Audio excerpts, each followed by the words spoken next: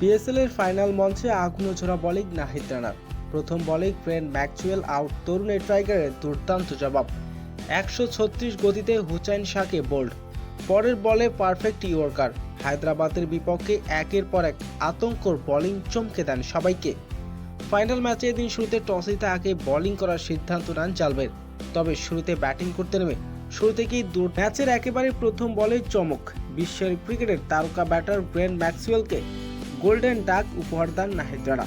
Short ball সামলাতে গিয়ে catch তুলে দিয়ে সাজ করে ফিরেন ম্যাক্সওয়েল। শুরুতেই এমন ধাক্কায় ম্যাচের মোড় ঘুরিয়ে দেন। শুধু তাই নয়, নিজের পরের স্পেশাল ছিল ভয়ঙ্কর বল। 136 গতিতে আগ্নেয়ঝরা ডেলিভারি, হুসাইন শাহকে বোল্ড আউট করেন তিনি। পরের বলে নিখুঁত ইয়র্কার, যেন একেবারে ইয়র্কার রাজা হয়ে ওঠেন তরুণ এই পেসার। প্রথম ওভারেই খরচ করেন 13 রান। পরে 3 ওভারে 9 রান দিয়ে দুটি গুরুত্বপূর্ণ উইকেট তুলে নেন নাহিদ রানা।